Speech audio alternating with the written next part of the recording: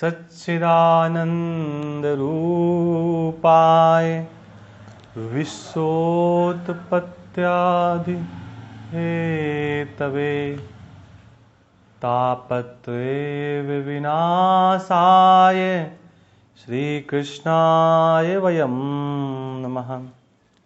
हम गरुड़ पुराण के क्रम में आज दूसरा अध्याय श्रवण करेंगे। दूसरा अध्याय कहता है कीदृशोऽयं लोकस्य पंथा भवति दुःखदः तत्र यान्ति यथा पापस् तन्मे कथम केशवम। गरुड़ जी ने कहा, हे केशव, यमलोक का मार्ग किस प्रकार दुखदाई होता है, पापी लोग वहां किस प्रकार जाते हैं, वो मुझे बतलाइए। भगवान ने गरुड़ जी से कहा कि हे गरुड़, महान दुख प्राप्त करने वाले यम मार्ग के विषय में मैं तुमसे कहता हूं, मेरा भक्त होने पर भी तुम उसे सुनकर कांप जाओगे, ऐसा भगवान बता रहे हैं। ये गरुड़ भगवान के सन्निकट रहता है, भगवान का वाहन है, और भगवान कह रहे हैं मेरी बात सुनकर के आप कांप जाएंगे। इसका मतलब निश्चित भगवान यहां पर कोई विशेष कठिन बात कहने वाले हैं। यम मार्ग में वृक्ष की छाया नहीं है जहां प्राणी विश्राम कर सके, उस यम मार्ग में अन्न आदि भी नहीं है जिससे कि वो अपने प्राणों की रक्षा कर सके। हे खग, वहां कहीं जल भी नहीं होता दिखता जिससे अत्यंत तसातुर वो जीव जल का पान कर सके। वहां प्रलय काल की भांति 12 वर्षों सूर्य तपते रहते, 12 महीने। उस मार्ग में जाता हुआ पापी कभी बर्फीली हवाओं से पीड़ित होता है, कभी कांटे चुभते हैं और कभी महाविषधर सर्पों के द्वारा डसा जाता है।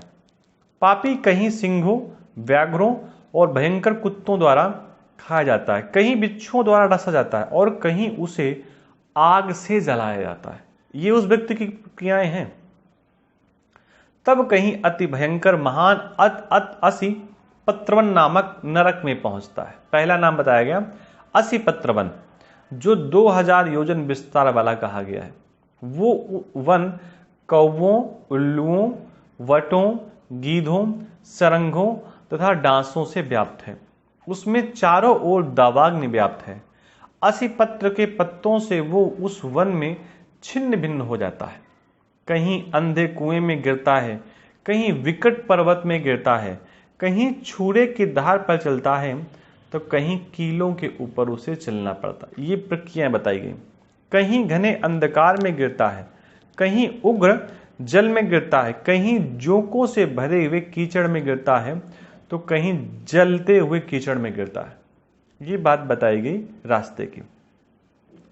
कहीं तपी हुई बालुका से व्याप्त और कहीं धधकते हुए ताम्रमय मार्ग, कहीं अंगार की राशि और कहीं अत्यधिक धुएं से भरे हुए मार्ग पर उसे चलना पड़ता है। कहीं अंगार की वृष्टि होती, अंगार कहते हैं अग्नि को, कहीं बिजली गिरने से साथ स्लविष्ट होती है, कहीं रक्त की, कहीं शस्त्र की और कहीं गर्म जल की वृष्टि होती है। कहीं खारे कीचड़ की वृष्टि होती है, कहीं गहरी खाई है, कहीं पर्वत शिखरों की चढ़ाई है और कहीं कंदराओं में प्रवेश करना पड़ता है। कंदरा का मतलब गुफा में।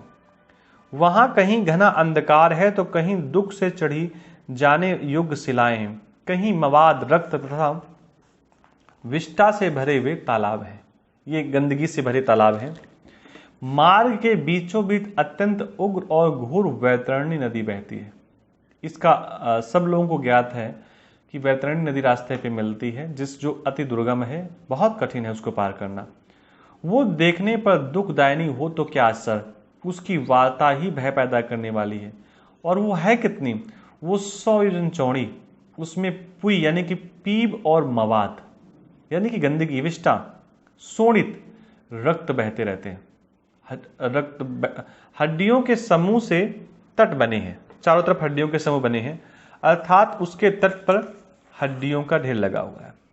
मांस और रक्त के कीचड़ वाली वो दुख से पार की जाने वाली नदी है।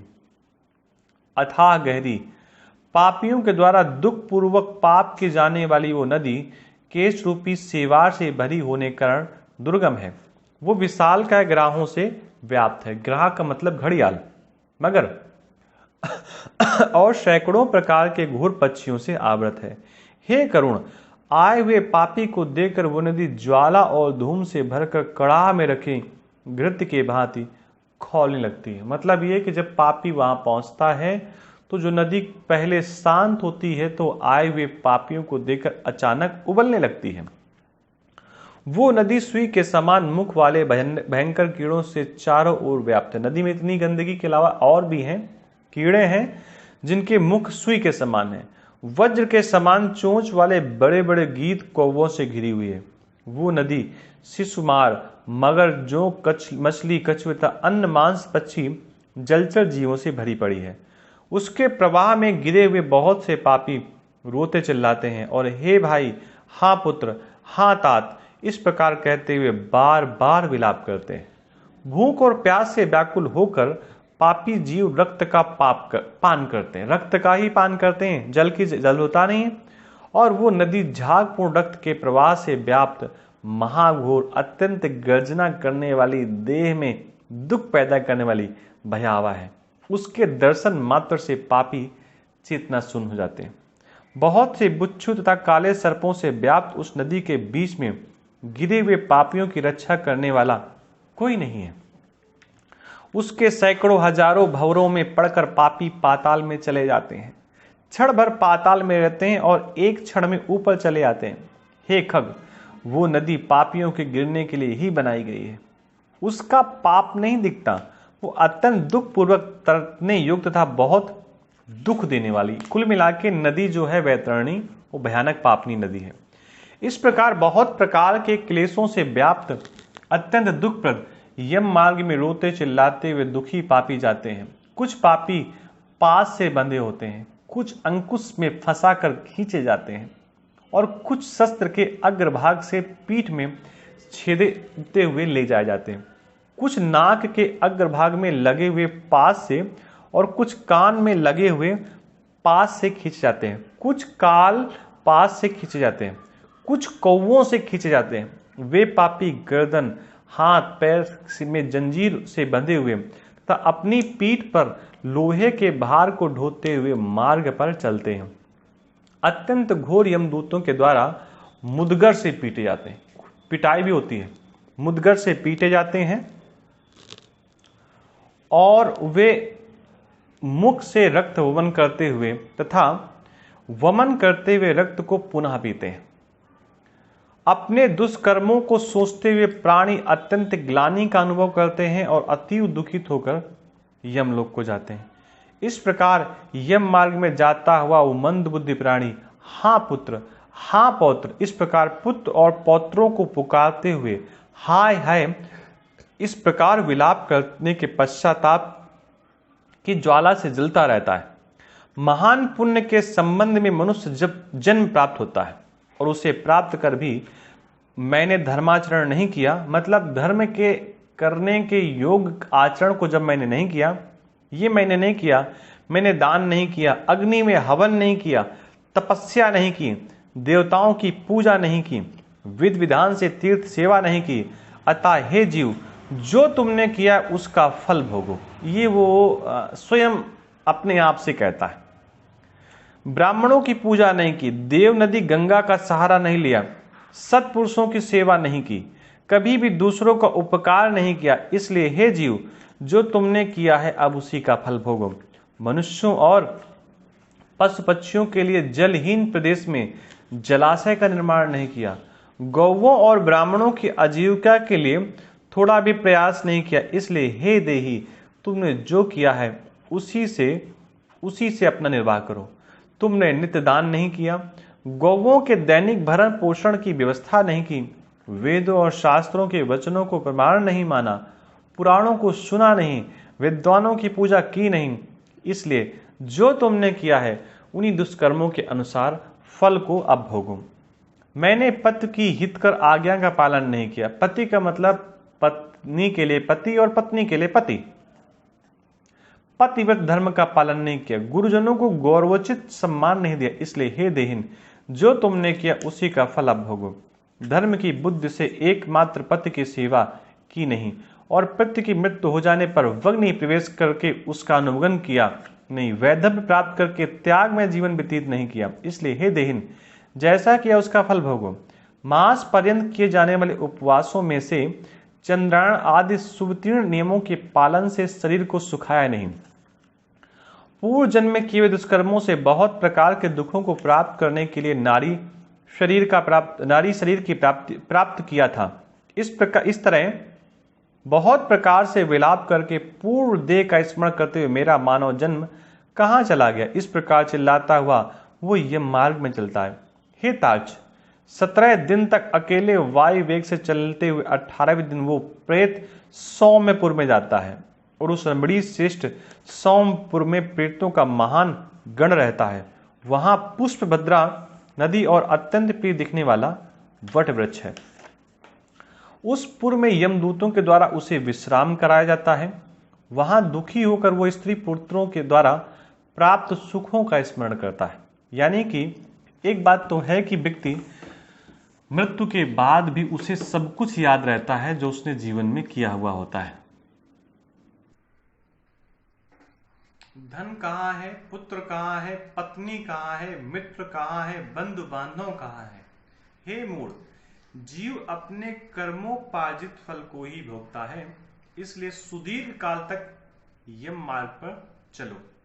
मतलब ये है कि जब यम मार्ग में व्यक्ति पहुंचता है तो ये सब चीजें यहीं धरती पर पड़ी रह जाती हैं और वहां पर व्यक्ति के साथ जो कुछ भी जाता है उस वस्तु का नाम है कर्म। अब व्यक्ति ने कर्म कैसा किया है उसके अनुसार ही उसे वहां पर जाने को मिलता है या उसके अनुसार ही वहां पर उसे भोग और फल मिलते हैं। हे परलोक के राही, तू ये जानता है कि राहगीरों का बल और संयम पाथे ही होता है। जिसके लिए तूने प्रयास तो किया नहीं, तू ये भी जानता था कि तुम्हें निश्चित ही उस मार्ग पर चलना है।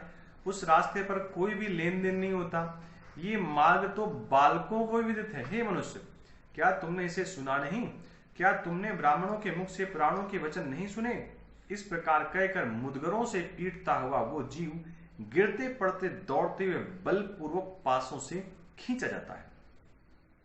यहां स्नेह अथवा कृपा के कारण पुत्र पौत्रों द्वारा दिए जाने वाले मासिक पिंड को खाता है। मासिक का मतलब महीने में दिया जाने वाला पिंड। उसके बाद वो जीव सौरीपुर को प्रस्थान करता है। एक और स्थान नाम बताया गया, सौरीपुर। उस सौरीपुर में काल के रूप को धारण करने वाला जंगम नामक राजा होता है। उसे देखकर वो जीव भयभीत होकर विश्राम करना चाहता है। उस पुर में गया हुआ वो जीव अपने स्वजनों के द्वारा दिए हुए तैप्राश्चिक अन्न को खाकर उस पुर को पार करता है। उसके बाद शीघ्रता पूर्वक वो प्रेत नगेंद्र भवन की ओर जाता है। वहां भयंकर वनों को देखकर दुखी होकर रोता है। दया रहित दूतों के द्वारा खींचे जाने पर वो बार बार रोता है और 2 मास के अंत में वो दुखी होकर वहां जाता है। बांधवों द्वारा दिए गए पिंड, जल, वस्त्र का उपभोग करके यम किंकरों के द्वारा पास से बार बार खींचकर पुनः उसे आगे ले जाया जाता है। 3रे मास में वो गंधर्व नगर को प्राप्त होता है। वहां त्रैमासिक पिंड खाकर आगे चलता है। 4थे मास में शैलागमपुर में पहुंचता है। वहां प्रेत के ऊपर बहुत अधिक पत्थरों की वर्षा होती है और 4थे मासिक पिंड को खाकर वो कुछ सुखी होता है। उसके बाद 5वें महीने वो प्रेत क्रौंचपुर जाता है और क्रौंचपुर में स्थित वो प्रेत वहां बांधवों द्वारा हाथ से दिए गए 5वें मासिक पिंड को खाकर आगे क्रूरपुर की ओर चलता है। 5.5 मास के बाद उन 60 मासिक पिंड और खड़दान से प्राप्त होकर वो वहां आधे मुहूर्त तक विश्राम करके यमदूतों के द्वारा डराए जाने पर दुख से कांपता हुआ उस पुर को जाता है। चित्रभवन नामक पुर को जाता है। यहां यम का छोटा भाई विचित्र नाम वाला राजा राज्य करता है। उस विशाल शरीर वाले राजा को देखकर वो जीव डर से भागता है। तब सामने आकर कैवर्त उनसे कहता है, हम इस महावैतरणी नदी को पार करने वालों के लिए नाव लेकर आए हैं। नाव मिल गई, नाव आ तो गई, और यदि तुम्हारा इस प्रकार का पुण्य हो तो इसमें बैठ जाओ। अगर पुण्य हो तुम्हारा नाव में बैठने की योग तो आप बैठो। तत्वदर्शी मुनियों ने दान को ही वितरण कहा है, मतलब बांटना कहा है। ये वैतरणी नदी वितरण के द्वारा ही पार की जाती है, मतलब जो आप बांटते हैं, दान देते हैं, किसी की सहायता करते हैं, सहयोग करते हैं, तो उस सहयोग के पुण्य फल से इस नदी को पार किया जाता है। इसीलिए इसको वैतरणी कहते हैं। वितरण करने के कारण नदी को वैतरणी कहते हैं। यदि तुमने वैतरणी गौ का दान दिया हो तो नौका तुम्हारे पास आएगी, अन्यथा नहीं। उनके ऐसे वचन सुनकर प्रेत हाँ देव ऐसा कहता है। उस प्रेत को देखकर नदी खोलने लगती है और उसे देखकर प्रेत अत्यंत क्रंदन करने लगता है। जिसने अपने जीवन में कभी दान नहीं किया, ऐसा पापात्मा उसी में डूबता है। किसमें? वैतरणी में। तब आकाश मार्ग से चलने वाले दूत उसके मुख में कांटा लगाकर बंसी से मछली की भांति उसे खींचते हुए पार ले जाते हैं। वहां खाड मासिक पिंड खाकर वो अत्यधिक भूख से पीड़ित होकर विलाप करता हुआ आगे के रास्ते पर चलता है। 7वें मास में वो बाह्य पदपुर को जाता है और वहां अपने पुत्रों द्वारा दिए हुए 7म मासिक पिंड को खाता है। हे पक्षीराज गरुण, उस पुर को पार कर वो दुखद नामक पुर को जाता है। आकाश मार्ग से जाता हुआ महान दुख प्राप्त करता है। वहां 8वें मास में दिए हुए पिंड को खाकर आगे बढ़ता है और 9वां मास पूर्ण होने पर नाना क्रंदनपुर को प्राप्त होता है।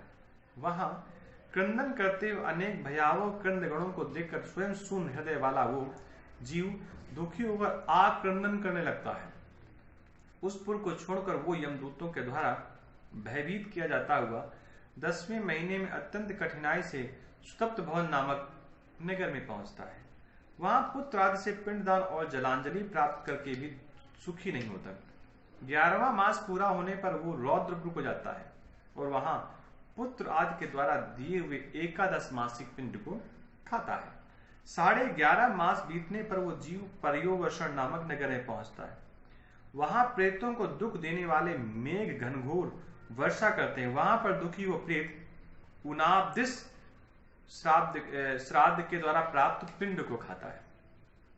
इसके बाद वर्ष पूरा होने पर वो जीव सीताड नामक नगर को जाता है। वहां हिम से भी 100 गुना अधिक ठंड पड़ती है, बर्फ से भी 100 गुना अधिक ठंड पड़ती है। शीत से दुखी व क्षुधित वो जीव 10 दिशाओं में देखता है कि शायद कहीं कोई हमारा बांधव, मतलब कोई हमारा प्रिय व्यक्ति हो जो मेरे दुख को दूर कर सके। तब यम के दूत कहते हैं कि तुम्हारा ऐसा पुण्य कहां। फिर वार्षिक पिंड को खाकर वो धैर्य धारण करता है। उसके बाद वर्ष के अंत में यमपुर के निकट पहुंचने पर वो प्रेत बहुभीतपुर में जाकर हाथ भर माप के अपने शरीर को छोड़ देता है। इस समय उसका शरीर एक हाथ का होता है।